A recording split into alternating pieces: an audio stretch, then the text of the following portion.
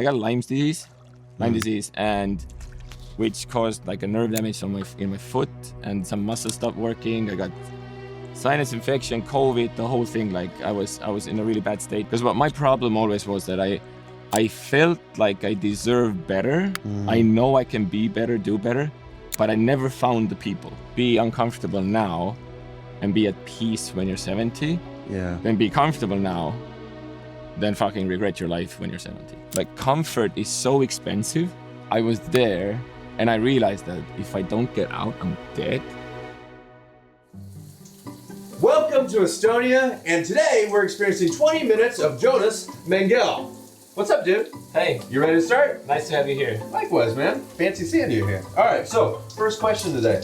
What's your favorite color, man? My favorite color is orange. Really? Yeah. Ooh, that's a rare one. Okay, I've been getting a lot of blacks lately, so why orange? I saw a car that was orange that I liked, and I think that's kind of where it stuck. And you've had it ever since Yeah. then. So you've never had another favorite. It was always orange. I had a black period, but everyone's kind of black, so it's boring. But you had orange, and you stuck mostly with orange on that Yes, period. and I like that people say, orange, really, why? Second then, where are you from?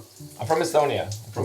Which is here. We're here. We're here taking a shower, yeah. Yeah. This is what we usually do. We start the day like this. So, hey, that's funny. We do that too in the stateside and in other parts of Europe. I'm from a tiny little village, actually, with 1,000 people. So I'm from a very small community. Life was pretty boring there. You had two options. You either played sports or you drank. So I chose sports and drinking. Why not do both? Yeah. Yeah. Successful people choose both. Yeah, that makes sense. Okay, and You so. missed this one. Oh, thank you. Appreciate that. Oh, by the way, we have a tradition here in Estonia that you have to wash the back of your friends. Perfect. Here we go. Okay, so final major question here. Yeah. When you imagined where you would be later on in the world, did you think you'd be coming back to Estonia? Not really. I actually like grab it? warm weather. Sure. I like warm weather, and I like warm people. Yeah. And I like people who smile and people who are not so grumpy. So Estonia is not that A little bit icy. We're too in the north for that, you know. Yeah, I know exactly what you mean. Okay, well, word has it there's a boat out there waiting for us. You ready to go Yes. do a little sailing? Let's go. Beautiful. All right, I'm gonna finish watching this bad boy Yeah. out. Yours is actually mostly done. Nice. I like these Estonian traditions. Yes. This is the best part of Estonia, though. I Yeah? do like sauna, and I Oh, do the like sauna. the sauna rituals that we do. Yeah. I can see why you came back. Yeah, we don't have summer here, but the sauna is how we keep each other warm. Yeah, I'm with that. I'm on board. I'm coming back. Nice. Good job finding this place, by the way. Yeah, One this hell of a is- choice. It's nice to come out from the city. Yeah. And just chill. How far are we from where you grew up? We're like halfway. So there's Tallinn, and then there's Pärnu. Pärnu is like 2 hours away from Tallinn. This is like we're 1 hour, right in between, Yeah, okay. right in the middle. Yeah, it seems like as soon as you get out of the city, it becomes very rural. I was born in the 90s, ex-Soviet state. Entrepreneurship wasn't. not really It was a thing. illegal. That makes So, sense, yeah. yeah. What about now? Has that changed since then? Oh, crazy. Oh, a crazy. lot, really? Yeah, Estonia is like. I'm older 1 year than the Second Republic of Estonia, so Wow. we are a very young country. But now it's like a startup country. Wise is from here, Bolt is from here. I think Estonia has the highest startup rate per capita in the world. No So we way. have 1 million people, but a bunch of unicorns. So what do you think changed all that? I think it's also because the whole nation, what I experienced, Yeah. we had a nation of people like that who were like suppressed Yeah. for, forever. And then, This'll do that. yeah, and what I experienced is something that everyone experienced. And whoa, once we got the freedom, everyone were kind of like, okay, now we can do what we want to do. Yeah. So I think we had like an awakening, and usually, like in the Soviet times, for example, you couldn't own a car. Ownership was illegal. No way. You had That to I get didn't know. You gotta get a permission to own a car. But then the 90s came, and it was like, new country, no laws. And everything changed. So now what I want to ask you is Yes. about how you came to find school. I had a community already on Discord, and then I didn't like Discord because it's too complicated Makes and there's sense, too much yeah. friction. Yeah. And then I saw Alex, I was listening to his stuff, and he mentioned school. And I was like, I'll just check it out. Yeah. And then in the beginning, I didn't really put in crazy effort into like what school is and everything. I just found out that Kirby, Sam, and Alex are behind it, and I trusted the people. And I was like, if they're behind it, That's and probably legit. everything they do becomes a success, I'll just invest in the trust of the people, not the actual, Yeah. software. So when you joined, did you have a clear image of what it was you were going to do? Somewhat of a clear image in my head, but actually building it on a new platform, it was complicated. Yeah. So I launched just a random offer. It was super scary. Yeah. I didn't know what I was doing, but school is so easy to use, so it made it way easier. Yeah. So now I remember the day when I was thinking like, fuck, should I bring my community over from Discord to school? Now looking back, I won the school games. I'm like, there's no Discord games. Yeah, there are no Discord games that Yeah. I've heard of. That's right. Yeah, So, okay, you went in, you had kind of a semblance of what you wanted to do. How long was it from joining that you started seeing like the success that gave you the feeling that, okay, this is like, I want to do this? Oh, immediately. Really? Immediately, because Like that day? it was within the first week, because I saw we got a recording access to the Vegas events. Yeah. That's where I saw you for the first time. And I saw people who were actually winning the school games. And then I was It like, looked real. yeah, these are just regular people Yeah. hanging out with Hormozy in Vegas and chatting with Sam. So I was like, I mean, if they can do it, I can do it. You always idealize people who are like at the top. Yeah. And then I saw that they're not at the top, they're just doing something that I'm not They're doing. just taking action. That's Exactly. right. And I was like, biggest lesson. It became an input problem. Yeah. And once I realized that, I was like, oh, so this is just a challenge. And I love challenges. So I took a challenge and...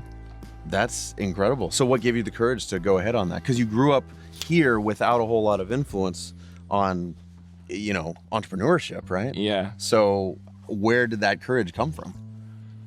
Well, I've taken steps, I think, towards this to be able to pull it off like that. Like Yeah. I quit my job. I had a decent career in my mid-20s. Okay. And I got promoted. I got like a really good promotion. And then 2 weeks later, I quit. And that was the first moment where I did something where people told me like, I had the typical path, Yeah. high school, uni, girlfriend, just, Slowly making its way to wife. yeah, regular, always broke, but you have the money, but you feel broke, you can't really do stuff. Sure, yeah. And then when I quit my job, it was like, people started worrying about my decisions. How do you mean?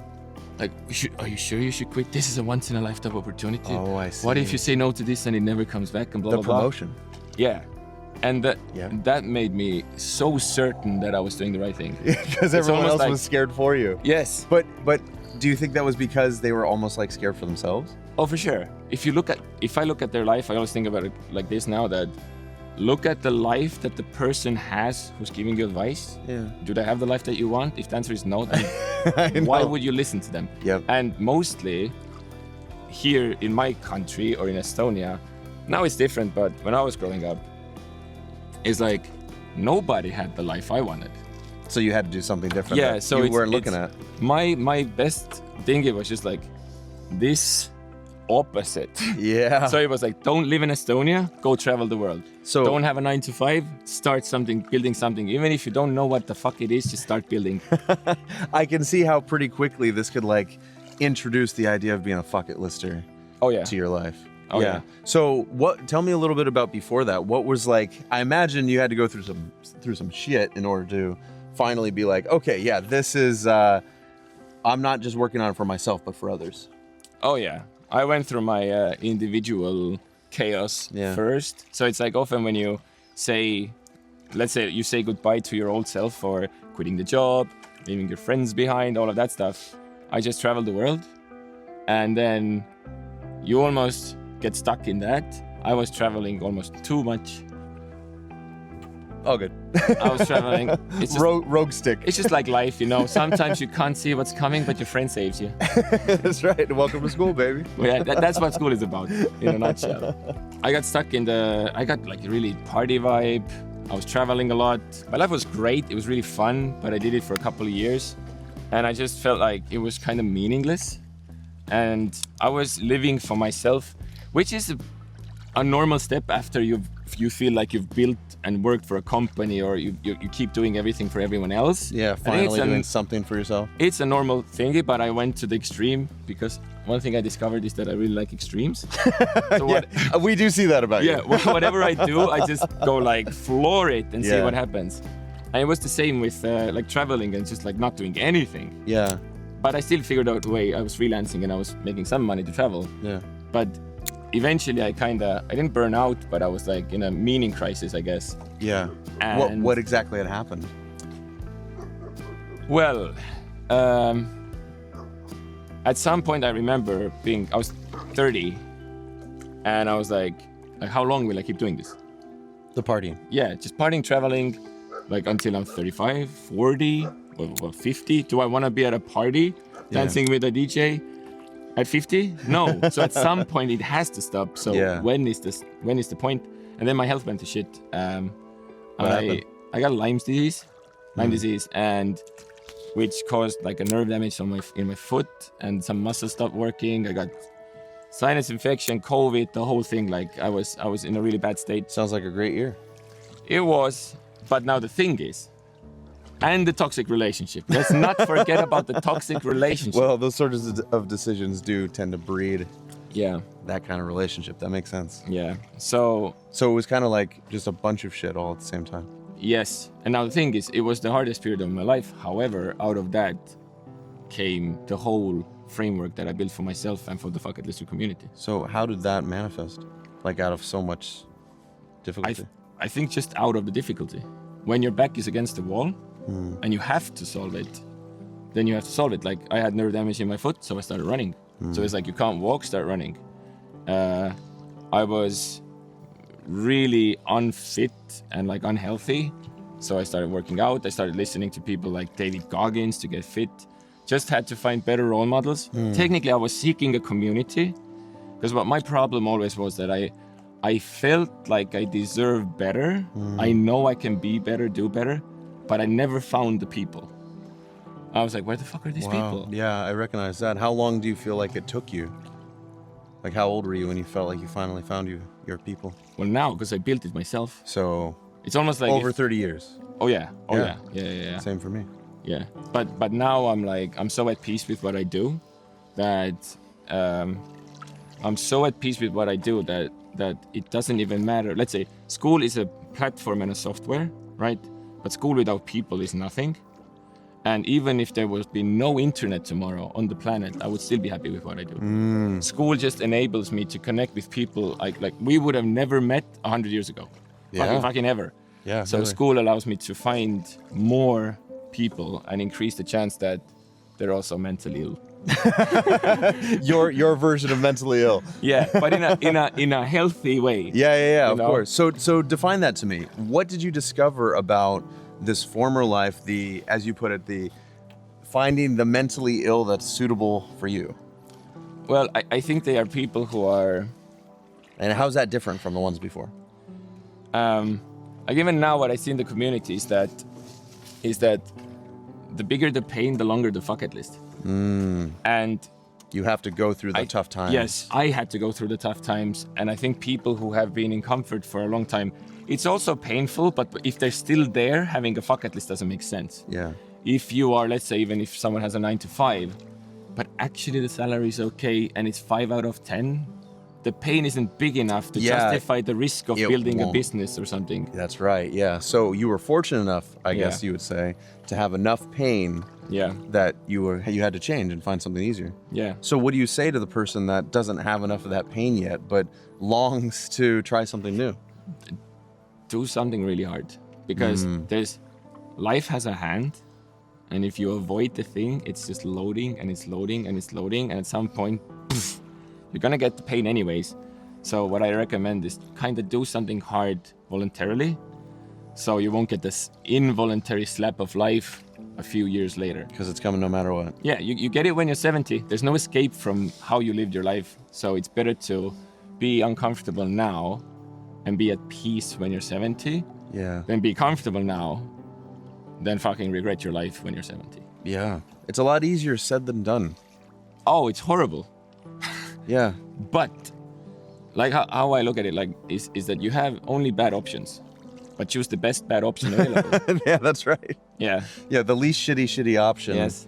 is usually the one that's going to give you what you're looking for. And someone even said, I don't remember who it was, that when there's like a business brainstorm or something, everyone wants to come up with a great idea, or even in the context of school, like what's my offer?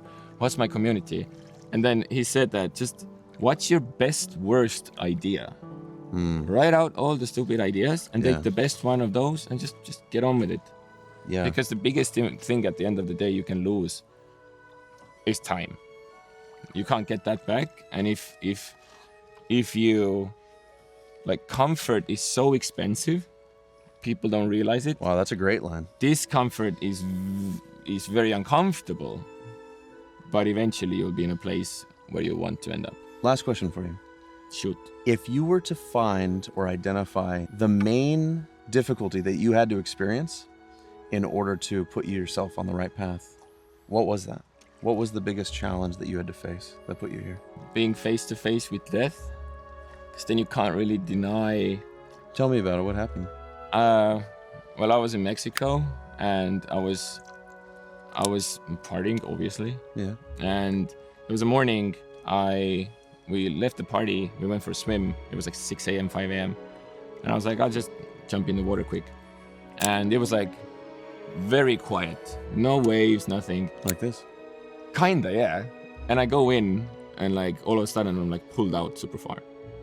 And I'm a shitty swimmer. And then I look back and I'm like, what the fuck? But the waves started coming in. So there was a big set of waves coming, so it pulled me out. Yeah. And you then got I was stuck in a riptide. Yeah. And I was like, holy shit. And there was nobody at the beach except my girlfriend at the time. And long story short, eventually it took me like 40 minutes to an hour.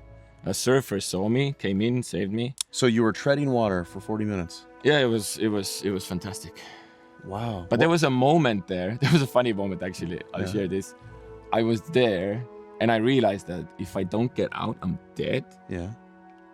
And then when you accept that this could be it, everything rewires in your brain. And the funny thing was that the surfer walked past and I saw that they were talking and he waved. And I knew that I have to wave or like show that come help me. And there was a part of me that didn't want to wave to ask for help. Oh, and I was like, the part you had to unwire. There's a part of me that was willing to die rather than ask for help. And then I just started laughing. That's crazy. And I was like, there's something really fucked up here. And now why I'm building a community is that I realized that there's so much shit up here that doesn't actually lead me closer to I love doing stuff alone. Yeah. I love traveling the world. I don't like social media. And I hate running. But now I've been running every day for 1,200 days. I have 100,000 followers on Instagram. I'm sharing my story honestly. I'm building a community. I'm living with my community members. So I'm doing the polar opposite of what I all thought. The things yes, that you thought were comfortable. Yes, and now what I see is that my way, I thought I will finish my bucket list. But the only way for me to finish my bucket list is to help other people finish theirs. Yeah. And that's what the community is. People who experience death or near-death experience or someone who they love dies, I don't need to ever justify to them why they need a bucket list. They just find me and they just give me a pen and paper. Yeah. Yeah. That's amazing. So define a bucket list for me. There's two options. The easy version that people will understand, it's a regular bucket list, but with a short deadline. So the regular bucket list is a list of things you want to experience before you die. Yeah. And a bucket list is that do it in 4 years. If I fail my deadline, I have 100 things in 4 years. If I fail, I did 80 things. Yeah. But I still did it in 4 years. Wow. So there's no losing. Dude, thank you for sharing that. Appreciate you. Awesome. What's one last thing you'd like to communicate if you had to choose one thing? Don't waste your life. You're all going to die. Make it worthwhile, and also try to be the best role model you can for yourself, for your loved ones, and even to strangers. Build an awesome community around you. On school. All right, everybody. That's been 20 minutes with Jonas Mengel. Boom. We'll Yes. see you guys later. Peace. Peace.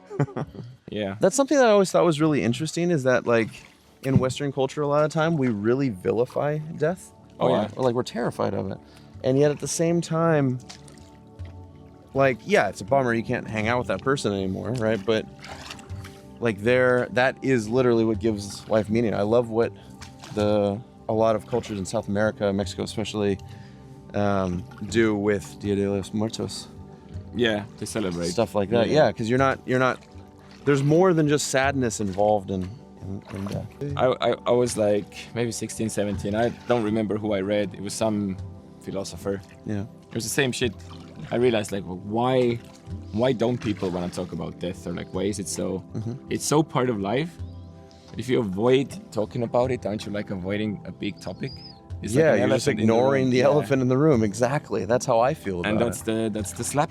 Yeah, It's really. gonna hit you. Everyone dies. There's not a single person in history who survived. You know, that's how I feel about like periods and shit and stuff like that. Like, hey, I gotta take a dump. You know, I don't know how that suddenly became like, I gotta pee. Like something you don't announce in a professional setting. Like Yeah. all of a sudden we're greater than But because human. they don't do it. Ah, yeah, They never they just keep it in for butterflies- years. Butterflies and rainbows. Yeah, yeah.